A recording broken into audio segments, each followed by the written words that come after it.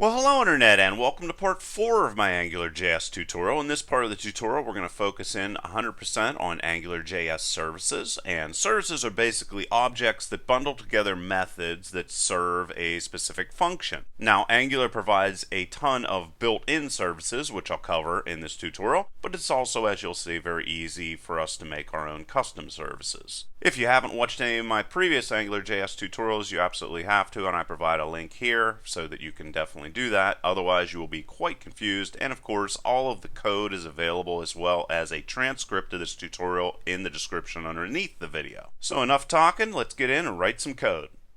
Okay, just like in all the other tutorials on the left side of the screen, I have the Atom text editor. On the right side of the screen, I have Google Chrome, and I went and used all of the previous things here. I went and wrote them in here already. You've already seen all this stuff, and you can see exactly what I have right here. I provided the controller, and also I provided or imported the AngularJS library, as well as the JavaScript code that we're going to be writing. And this is AngularTut13.html, and the JavaScript is going to be in exam13.js.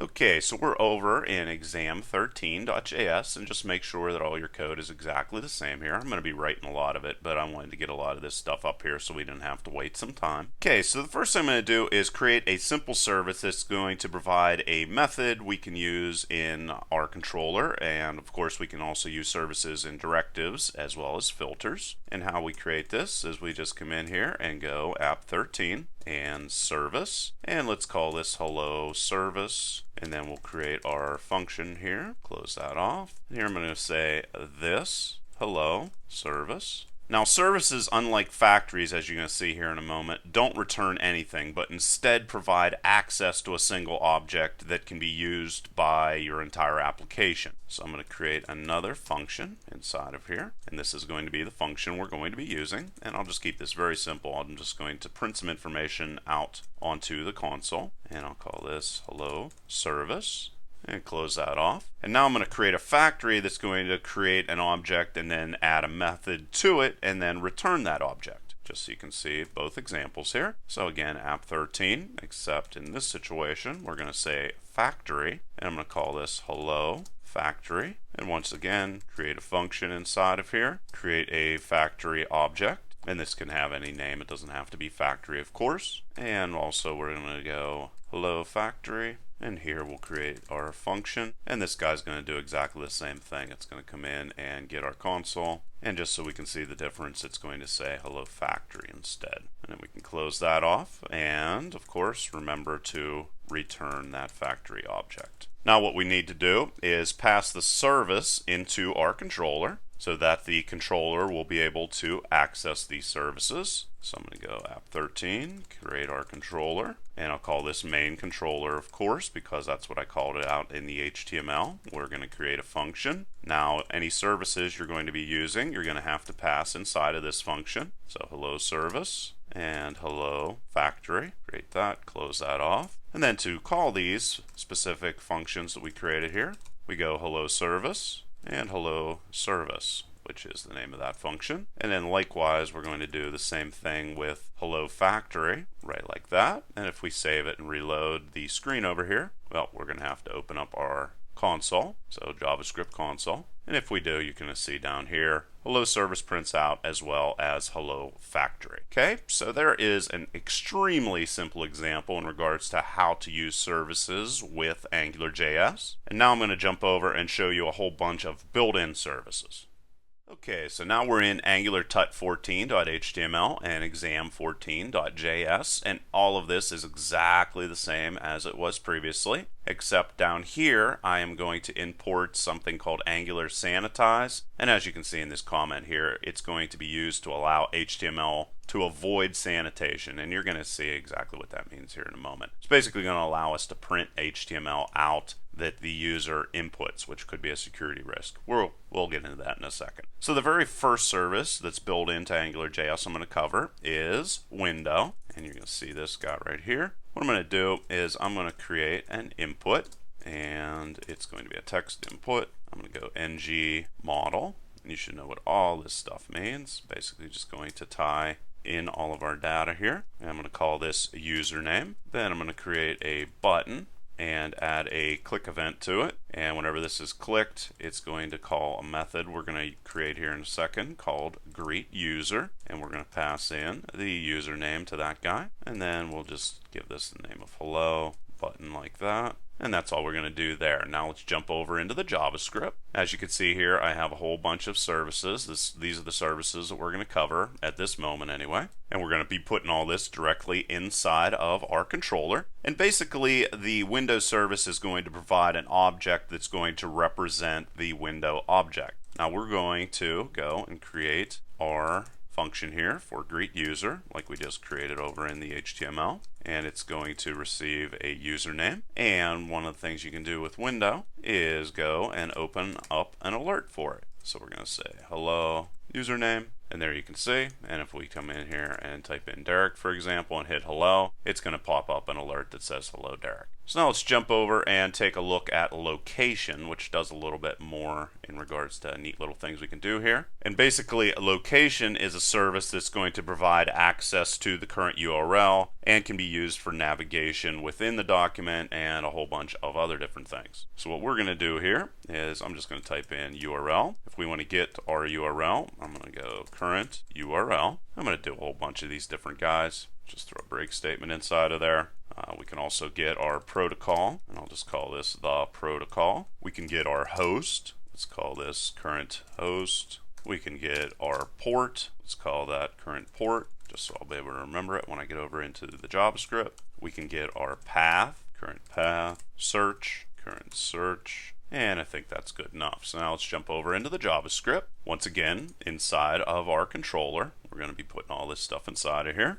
So I'm going to say scope current URL, and to get our current URL, we're going to call location, of course. That's the whole point of this. And we can go and get our current URL that we're using. We're also going to get the protocol. That's going to be either file or HTTP or one of those things. Location again, and protocol. We can get our current host by calling location host. We can get our port quite easily. Current port by calling location port. I'm starting off with the simple services. We'll get into the more complicated ones here in a second. We can also come in and set our path and then get it. So to set the path, we can go location, path, and then we're going to put a hash symbol and the path, whatever that path might be. We could then come in and get that path or output it by calling location once again and path. We can come in and set our search by calling search, and then we could pass in something like random equals stuff. You're going to see what that looks like on the browser. Of course, we're going to be able to come in and get that search by calling location again, and then just passing in search without anything inside of it. And I think that's everything. So let's jump over here, make sure that's all set. Yeah, search. Whoops, got a little bit of an error. Have to come in here. This is a lowercase rl. Another little bug. Let's go and get rid of this little part right here. And there you can see how that's saved, and reload it again. And now you can see everything all there on one screen. So you can see our URL, and that's localhost AngularTut. You can see exactly where I have that located. You can also see right here where I have random stuff set up. And that ties in with the search, and you can see how that's set up. HTTP, of course, localhost is the host, 80 is the port, and there you can see the path that I added to it as well. So there's a whole bunch of different things we can do with location. Now let's go and do some more interesting things by taking a look at the interval service. So let's jump back over into the HTML once again. We can get rid of all this stuff. We don't need all that. Now let's say that we wanted to come in here and get the current time on the system. We could go current time, and I'm just going to put time inside of there. Now I'll jump over into the JavaScript. And basically what the interval service is going to allow us to do is execute code at a set time, and in this situation I'm going to have it be every 2 seconds. And what we're going to do here is spit out the actual current time that we have for our system. So we're going to say interval,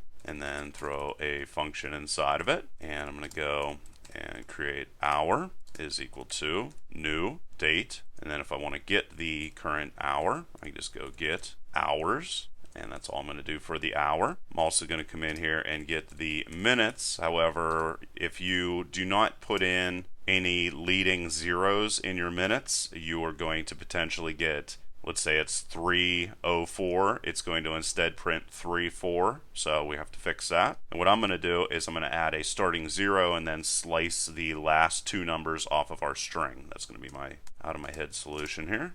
So create a new date and go get minutes. And then at the end of it, I'm going to slice off the last 2 numbers that we have inside of here. And then I'm going to do the exact same thing for seconds. Just change this to seconds, change this to seconds, slice off the last 2, and then I'll set my time that I have here. So I'm going to say scope time, which is what I called it in the HTML, and then we'll just say hour plus, throw a colon inside of there.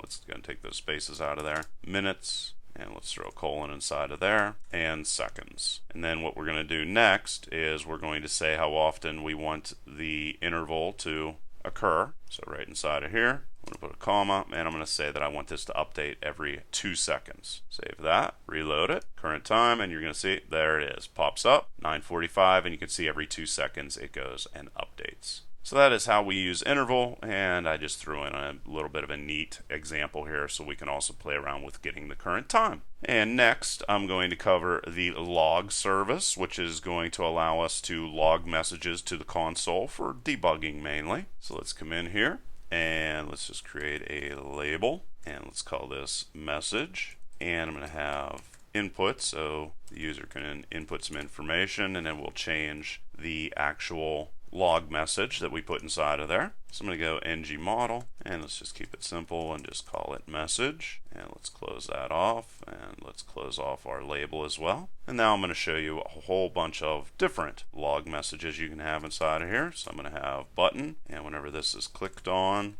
I'm going to call log message, and this is just going to be a generic log. And then we're going to do pretty much the same thing for all these other different options we have here. Like I said, this is going to print messages out to our console. Another thing we can have here is a warning message, which is just going to change the icon that we have. We'll just have this be warn. We also have info. Let's just give this a name of info, error, and then finally debug. Save that, jump over into our JavaScript, and this is going to be very simple. All I'm going to do here is call scope and log equal to log. Reload it, and there you can see all the different options, and you can see there's our message and all these other different things. Let's just say warning. If we hit log, you're going to see warning shows up down there with no icon. If we hit warn, you're going to see there's a different icon down there. Info, error, debug, and you can see all those other different types of log messages you can put inside of there. Like I said, it's often used for debugging purposes. I'm going to now cover another guy that's kind of used more for debugging purposes more than anything else. And what it's going to do, it's called the exceptionHandler service. And what happens is any uncaught exceptions are going to be delegated to our exceptionHandler service, and it's once again going to output information to our console. So let's jump over here to our HTML, and this guy's just basically going to come in here and throw an error. So let's just get rid of all this, and let's create a button, and whenever this is clicked on, it's going to call a function that's going to throw an exception. So let's just keep it simple, and let's just have it be throw exception, and that's all we need to do. Jump over into our JavaScript code now. Let's get rid of this. Scope once again, and throw exception. And what I'm going to do here is throw in a try block, and if we didn't catch the exception, a stack trace would print in our console, but instead I'm going to sort of control what goes on here. I am, however, going to throw an exception. Let's say throw new error, and I'm just going to call this exception thrown. I'm then going to catch that exception, and then I'm going to call exceptionHandler. Basically, it's going to receive the exception as well as a string that's going to explain the exception. Let's get our message out of that, and then let's go and explain something. Let's just say caught exception, reload, throw exception, and there you can see exception thrown and caught exception is printed out there. And now let's take a look at how AngularJS sanitizes information. So let's go in here again. Let's just get rid of all this. Let's get rid of all of it. And this is where you're going to need the Angular sanitize.js file. And you can just use this link here to link to it and be able to get it and use it in your code. Now basically Angular is going to automatically replace brackets like this that could potentially allow people to do dangerous things with your site, such as being able to do a mouse over event on a HTML element that is displayed on the screen that then causes bad code to trigger and so forth and so on. So let's just take a look at an example of that. So we're going to do an input and type text, of course, ng model. Let's call this bad stuff. And then I'm going to have a span here in which we're going to try to display the bad stuff. I'm going to throw another span inside of here, and I'm going to put ngbind.html inside of this. And what this is going to allow you to do is actually display the HTML that the user enters. But as you're going to see, even if you do allow it, it's not going to allow a mouse over event or some other potentially dangerous thing. And we'll tie this to bad stuff. And then we'll create another one. ngbind is equal to bad stuff. Now let's jump back over into our JavaScript code here. We can get rid of this. And let's just create a scope inside of here for bad stuff. Give it a default value of nothing. And let's reload this. And you're going to see here, let's go and put some information inside of there that's potentially bad. So I'm going to input a little bit of text inside of here, and you're going to see all kinds of errors pop up here. It's because it's warning because you're trying to do bad stuff here. Basically what I inputted inside of there was this paragraph with a mouse over event, do bad stuff, da da da da da. And you can see it didn't turn it into a paragraph, of course, and here it's not turning it into a paragraph either. And you can see how that could potentially cause or help us avoid any potential bad things from happening. But we could also come in here and sanitize this ourselves. Let's jump back over into the JavaScript code, and let's say scope and watch. And basically what this is going to do for us is monitor a change in a value, in this situation bad stuff, and sanitize it for us. So we can say that we want to watch bad stuff specifically, and we can pass a value inside of here, and then go scope.html data is equal to sanitize said value, and save that, and reload it. And you can see once again that all of that information has been sanitized. So just a little bit of a quirky type of thing to take a look at, but I'm just doing my best to cover all the built-in services we have here. And let's take a look at the compile service. Now what I'm going to do is just create a paragraph inside of here, and I'm going to call this get player info, and we're just going to throw this information inside of here. And now let's jump over into our JavaScript code, and then I'm going to throw in some data here. This is just some baseball players and baseball player information that we're going to use here. And basically the compile service is going to compile our HTML into a template using the scope data that we have here, and then it's going to replace the get player info over in our HTML document with our specific new information that has been combined. So we'll go app 14. Oops, first off we want to get outside of the controller. We have the data in the controller, but we're not going to have it otherwise. Now I'm going to create a directive, which we've already seen in the previous tutorials, and it's going to be called get player info, as you probably guessed. I'm going to create a function inside of it. We need to pass in compile because we're going to be using that, and then we're going to say return function. Once again, it's going to be the element. Well, we're going to get the scope. We're going to be the element this is tied to, as well as any attributes that's tied to the element that this directive is tied to. We're then going to come in here and create the template we're going to be using for this. So we'll go player list, and let's just have this be an unordered list. And li, and we're going to use ng repeat, and we're going to say player in players. This is players up here, this guy right here. This is what we're going to be pulling that information from, and then we want to close that off. And then inside of it, we're going to just go player name. We could get anything we wanted out of there, but I'm just going to have it be simple and have it be player name. I'm then going to close off my list element and close off my unordered list. So there is the template we're going to be using. Now what we're going to do is wrap it in a JQLite object. So I'm going to call this list element, and then call Angular element, and I'm going to pass in player list. Now I need to create the compile function, which is going to generate our HTML, which we're going to output on our screen. To do that, I'll just go compile function and compile, passed in the list element, and then process our content. Compile function, scope, and then update our JQLite object and add it back into our document, which is another thing we've already seen. We're going to use append and list element. And if we reload it, you can see it did exactly that. It went through all of that information we have here and output it directly on the screen using the template we have right here. So there are a whole bunch of built-in services. Now I'm going to jump over and show you how to use the service HTTP to parse through JSON data.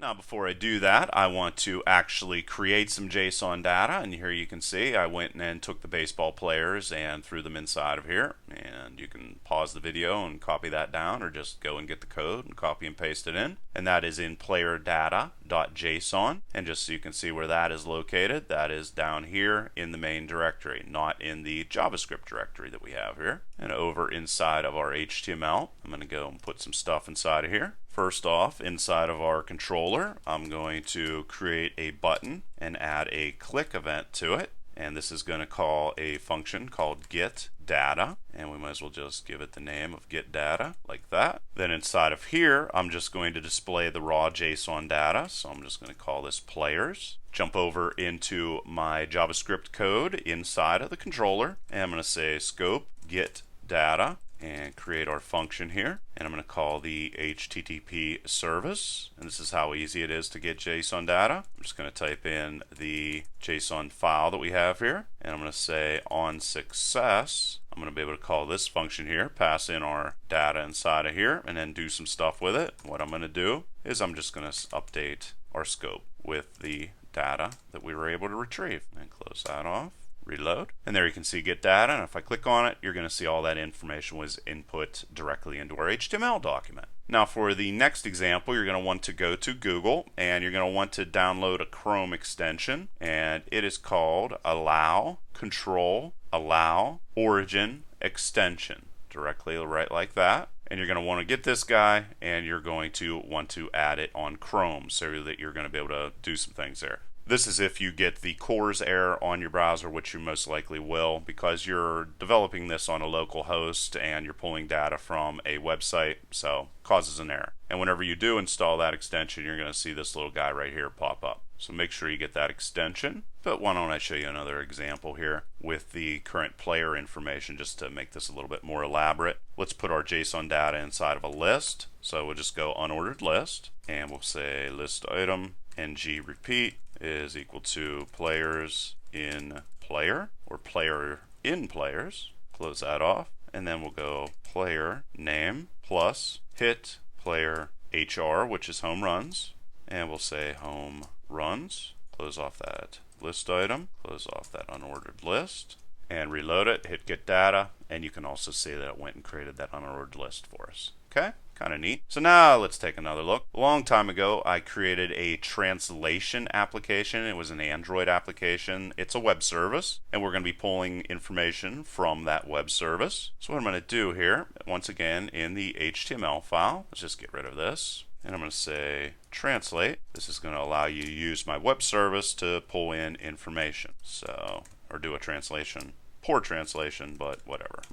So here we go. Text. ng model. I'm going to say words to translate, and then I'm going to create a button here and click event, and this is going to take the words that are input and translate them into multiple other different languages and then output them directly on the screen. So we'll do a translate. If you want to know how I built this web service, there is a web services tutorial that I created, and we'll just say translated, and you're going to see all the translations print out there on the screen. So let's jump over into the JavaScript to show you how this is set. Get rid of this guy right here, and we're going to say scope translate function. I'm going to get all the words that they input over in the HTML, and then I have to take words to translate and replace all of the spaces in them with plus signs, because that's the way I have everything set up, and that is how you do that. And I'll replace them with a plus sign, and then I have to provide a link to the URL. And here is the web service that I created. It's newjustin.com, translate it.php. It's a PHP file, obviously. Action is equal to translations and English words. And then what I need to do at the end here is add in all the words that they want me to translate, or the sentence, or whatever. Now, to use the HTTP service, I'm going to use get once again. I'm going to pass inside of it my URL that I want to call for. Do success. And this is going to call a function that's going to just simply print all the different translations out on the screen. So translated is equal to data. And you'll be able to do all kinds of different things with that, of course. I'll save, reload. And if you do not have the extension set up, just wanted to show you this. It's going to say XML HTTP request cannot load, blah, blah, blah, blah, blah. But we're going to turn that on, and that's perfectly fine. And now hit translate again. And there you can see it went through and translated into a whole bunch of different languages. So there you go, guys. That is a rundown on all the different things, or many of the different things, I should say, you can do with AngularJS services. And before I go, just wanted to send a special thank you once again to all my Patreon supporters. I'm able to continue making videos like this because of your support. And just like always, just wanted to say thank you. And for everybody out there, please leave your questions and comments below. Otherwise, till next time.